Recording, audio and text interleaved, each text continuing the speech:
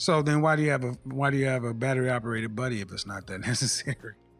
I mean, the physical touch of a man is not that necessary for me to Well, have to fly out to LA. and thank you. And right there, thank you. Thank you. The physical touch of a man is not that necessary because you have a battery operated buddy. And see, that's the brokenness, which is the chaotic part. What I'm saying is that I'm just not going to. Just because, okay. All right. This could possibly get very messy. At the end of the day, man, at 38 years old, the issue is not me. What is up, guys? It's your boy back. Hope you're having a good day wherever you are. Hope you are enjoying yourselves this week, and I hope you enjoy Friday. It's coming up. So anyways, let's get right into it. Kevin is back with another banger.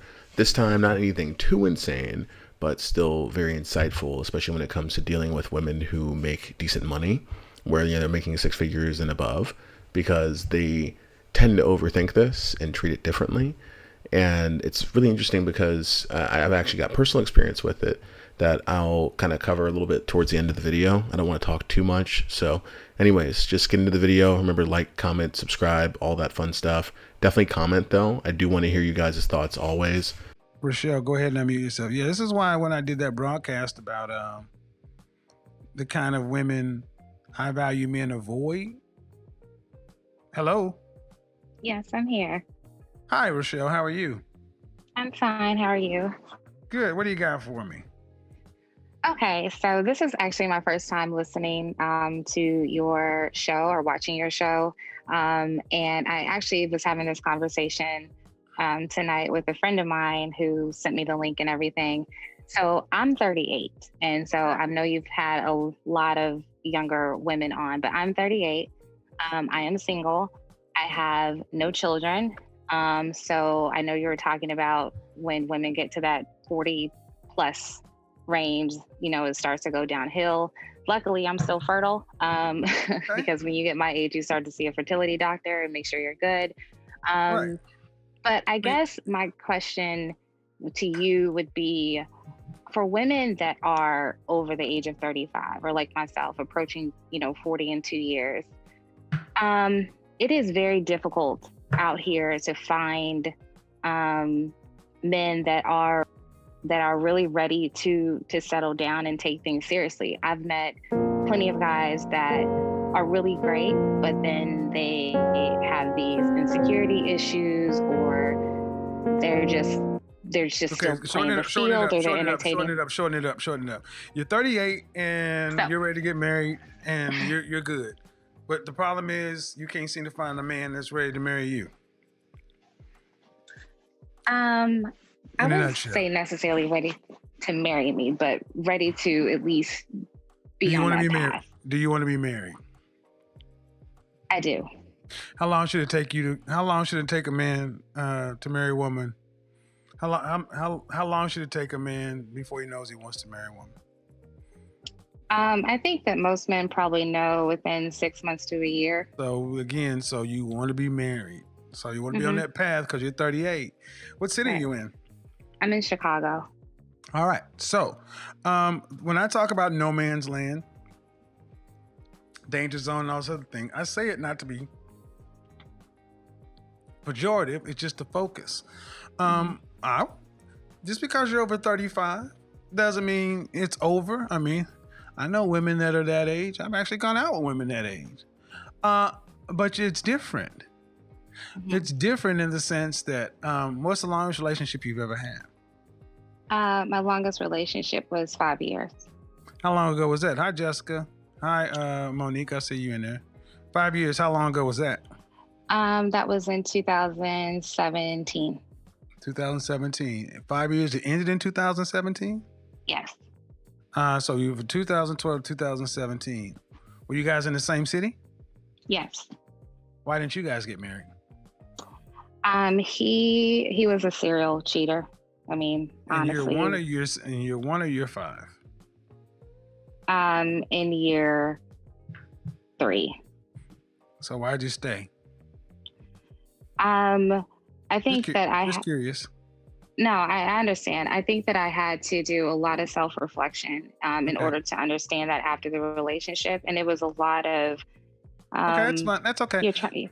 I mean, I've got 4 more people. I need to kind of get through this. Mhm. And that's fine. You know, you don't find. I mean, 3 years. People need to go through their process.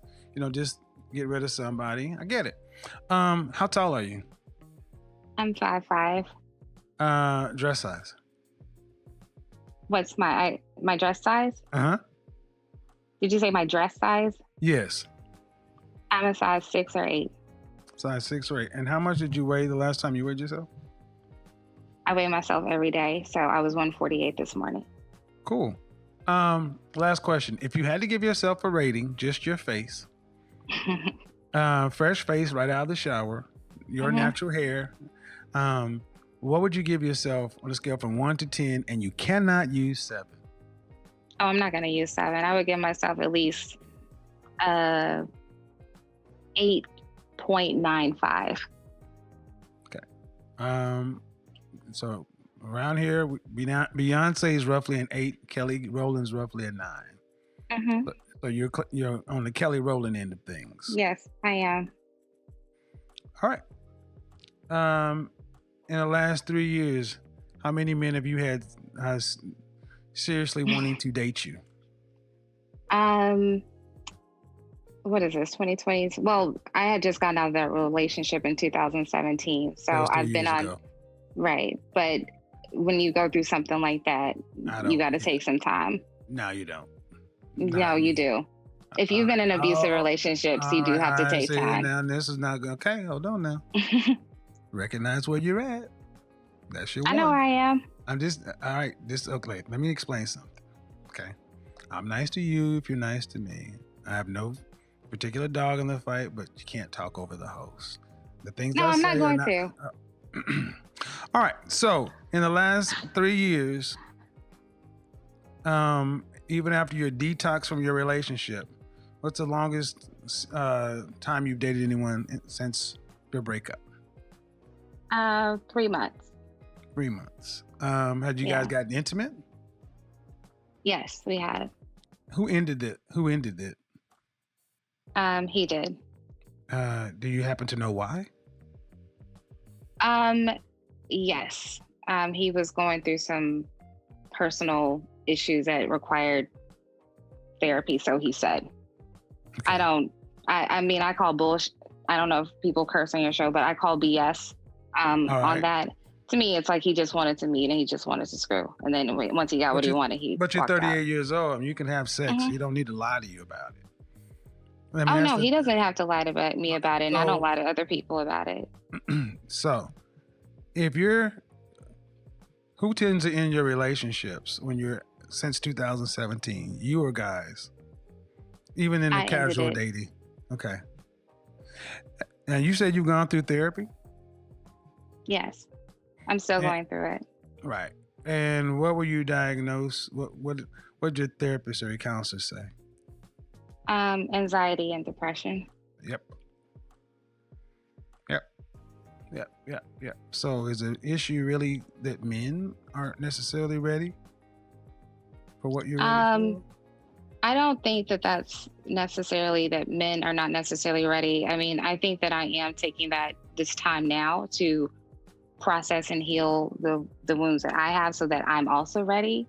But I've just noticed that I don't know if I necessarily agree that you just have to stop cold turkey with meeting people and dating while you're going through I never therapy. said you had to stop cold turkey, ma'am, but your relationship was over in 2017, right? Mm-hmm. All right. And if you're going into relationships, are you going into them just casually? Just saying, hey, I'm still in process, so I just want to keep this, very light because I'm not looking to get married because I'm still got some things going on with me. No, I don't get that personal, when I'm first meeting somebody. Then I don't understand. What's the outcome that you want to achieve? You want to get married and you've been in therapy for how long? Just a month, not long. Okay. I have to ask, if what you were saying happened was so traumatic, why did it take you 3 years before 2+ years before you started counseling? I have a very public facing career. So, and I have Okay. moved quite a bit. In those 3 years, I've lived in 3 different cities. Hmm. So I mean, that was also part of it. But now I'm having time to kind of reflect. And then my father died in September. Okay. So all of Uh, that all compounded right. is led to this. So in 3 years, okay. I'm going on what you said, that it was a traumatic relationship. Hmm. And having a public career, public facing career, Hmm. celebrity stars, people get counseling all the time. It would have been wiser to do it uh, back then, so we wouldn't just be, because you're only a month into it now. Hmm. You're not ready, Okay. and I'm telling you, in the interaction I'm having with you, you're editing yourself right now, but I can feel it. I can feel what you're doing. How am And I so editing myself? look, man, I'm good at what I do. I don't have thousands of people watching me because I don't. But what I'm telling you, even if you're as attractive as you say you are, Hmm. you will be difficult to date Why? because you're still broken. Hmm. I promise I won't interrupt too much here, but I do want to agree with Kevin. I think he's pretty valid with what he said. A lot of people don't want to face that, but a lot of the issues that we have when it comes to finding relationships usually starts from within ourselves. And this woman is saying that, it's the men and so on, but she has forgotten the common denominator of her relationships, which is her.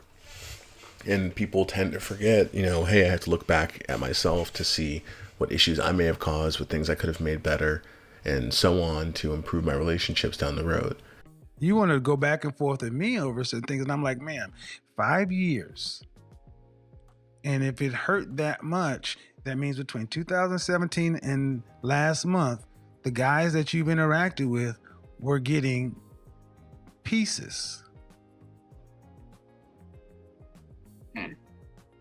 So the problem isn't finding men who are ready to do whatever. Even if you met a perfect man, you're not whole enough to be a wife, which is what I talk about often on this show. Professional, attractive, successful women whose relationship skills are completely unfit for the things they say they want. And it's because we have such a stigma in the Black community about therapy. So we're the last people to go seek it. Then when we do go seek it, we don't want it to take as long as it does. And then the sad part is we start diagnosing everybody else when you're a novice in therapy. If you know you ultimately want to get married, the best thing to do is, when's the last time you saw your ex? He came to my father's funeral, so in September. Is he in the same city? No. Okay. And when you date now, well, I have to ask, how do you get your itch scratched? Do you have an itch scratcher? Yeah. Okay. I'm okay with that. Does he know does he know he's an itch scratcher? Yes. Yeah. And he's been scratching your itch for quite a while. Are you talking about my ex or? No, I'm talking about the guy you're having sex with. Oh, okay. No, I'm sorry. Honestly, I thought you were actually talking about like a toy. No. I mean a physical No, man. I don't. No, I'm not intimate with anybody. When was the last time you were intimate with someone? Last month. What is this? November? Yeah, last month. Okay, but all right, and that was okay. So you don't have a friend with benefit who you can have sex with on a consistent basis. I do, but they're just not in Chicago. But I do. Okay. It sounds very chaotic, ma'am. It's not chaotic. Okay. No, I think you're absolutely right when you talk about, being a whole woman and having broken pieces and things to fix, which is why I'm seeking the help. But my life is not chaotic. I'm saying that, and say you okay. Um, choose whatever word it fits. It just doesn't sound very simple. If you have someone that you have as a friend with benefits, somebody that's have sex with, but they're not in town. They're not in But the I same don't city. need it like that. You know what I'm saying? Like, it's not that serious to me. So that's why I don't think that that's a complicated part of my life, because it's not that necessary. So sex is so okay. So then why do you have a battery operated buddy if it's not that necessary? I mean, the physical touch of a man is not that necessary for me to Well, have to fly out to LA. and thank you. And right there, thank you. Thank you. The physical touch of a man is not that necessary because you have a battery operated buddy. And see, that's the brokenness, which is the chaotic part. What I'm saying is that I'm just not going to. Just because, okay. All right. This could possibly get very messy. At the end of the day, man, at 38 years old, the issue is not men. The issue is not men. The issue is not men. Especially men in Chicago. You're in an international city. There are plenty of marriageable men that are damn sure earning well, who are marriage minded. Excuse me? I said there certainly are. I mean, I literally just moved here on Saturday. Right. So, but I will tell you, without a shadow of a doubt, if you're, what kind of income do you want your potential husband to make? Honestly, I've never been that much of a stickler when it comes to that. Give me a ballpark. Just ballpark. I would say maybe $200,000. $200,000. Do you care if he has kids or not? No, I mean, okay. At my age, I feel like men that I'm gonna meet that are older will likely have a. Do you care how tall he is? I mean, as long as he's maybe 5'9" and up. How tall are you? 5'5". 5'5". All right. What percentage of men in this country earn over $200,000? Oh, geez. Well, if we're talking black men, nope, just men. Period. Just men. Maybe 6%. Right. So, and men who are making that kind of money, 6% roughly, they, for the most part, are the cream of the crop of financial earners. They have their pick of the litter. So I asked the question. I asked the question of you that I asked all women. Why would a man who's earning $200,000 plus, who can have any woman, want you? Well, I think that I would be coming in with also my own, 6-figure salary. Don't give a shit about your money. I know they don't, but I'm just saying I would be coming in with my own. So it's not like I'm coming to them with my money, but I know that I have Rochelle, we don't care about your money or your careers or anything like that. I'm just being honest, ma'am. I get it. You have it, but it doesn't. Let me tell you why. Let me tell you ladies why this doesn't matter. Because we don't have access to it anyway, and you ain't gonna be spending it on us. So your money doesn't. Why would you say that? Okay. Do women in general, who in general funds the relationship? I would say men in general fund the relationship, but why would a woman not want to do for her man too? Well, this is gonna be another problem, man. What is your vertical, your career path? You don't have to tell me the exact title. I work in higher education. All right. Women typically don't spend money on men. Period. Point blank, end of sentence. I do very well for myself, and it's not a surprise. We laugh about how you can buy a Birkin bag over here, but they think they bought you a video game. It's something.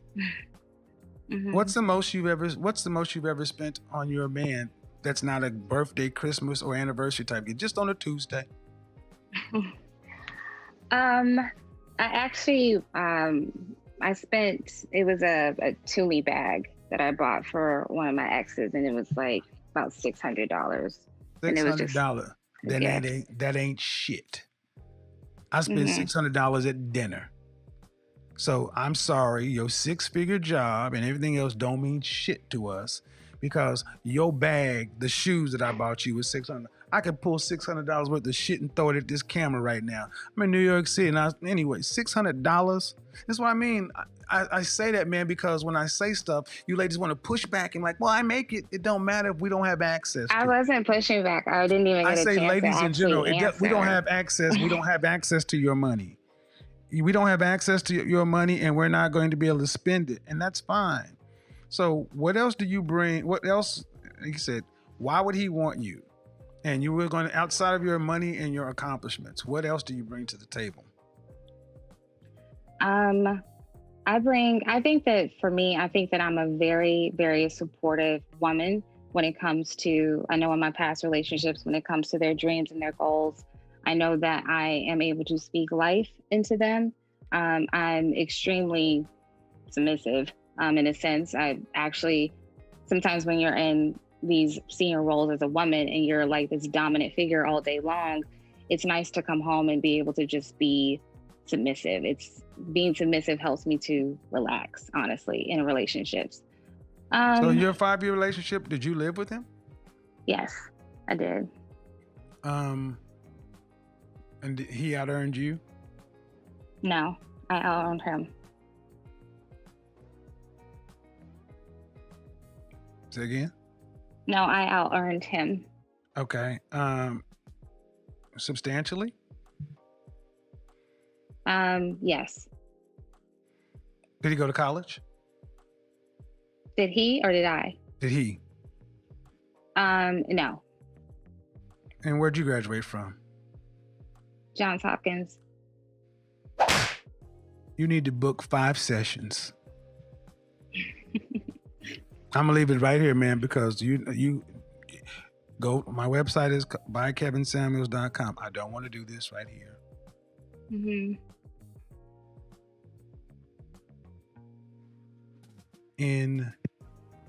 Incredible.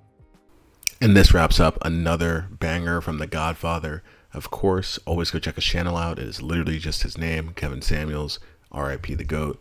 But he did make some really valid points that I wanted to touch on here. And one of the biggest things is that a lot of women really don't spend their money on men. Now, not every single one is like this, but what I was going to say at the beginning of the video that I wanted to save for the end was my own personal experience in seeing family members getting, like remarried and whatnot after divorce, and still, making sure that they treat their husband better, their newer husband, better than they did previously. Whether it's buying them things or taking them places or being more thoughtful. And I think part of it is down to like the hardwiring of nature, where it's like, hey, wait a second, I should probably get my life together and like have a man who I support and show faith in and who I help. But also there's a level of understanding where these women, the reason why they're succeeding in their new marriages or even in their current ones is because they understand the value that a man brings just by inherently being a man who's capable. A man doesn't have to be making $100,000 a year to be useful. Like, there are plenty of car mechanics that don't make $100,000 a year, but without a car mechanic, your nice Mercedes-Benz wouldn't run, very well at all, or it would have issues and you wouldn't know how to fix it and so on. Like, I think with the high value thing and that whole debate, but people get so caught up in the money side and like the monetary of like, what can I physically do with my money over the pragmatism side too. Like, it's the same reason why a woman's going to choose a broke Chad over, a fat guy with money, at least, to start for the most part, because the Chad is a Chad and the fat guy is the fat guy. And sure, he's got some money, but it's like the Chad can go and change your tires. The fat guy is like, what? Change a tire? Oil change? What? I didn't know I needed one of those things. Like, you know, obviously it doesn't apply for every single situation, but you understand what I mean. There's nuance to it, but this is a really important factor. And a lot of these modern women just kind of forget that. It's like, you know, we're more than just a salary or an income or what we can do for you guys in that sense. It's like, okay, well, how can we actually make a dent in the universe? How can we actually help people? How can we seriously provide value beyond just make money, money, money, money? Like, once again, like, can I change my tire? Can I change her tire? Can I change a friend's tire? Can I clean the gutters? Can I paint the house? What can I do that's actually tangibly good? But anyways, guys, I won't yap too much more. That's the end of the video for me. Remember, like, comment, subscribe, share your thoughts, and I will catch you in the next one.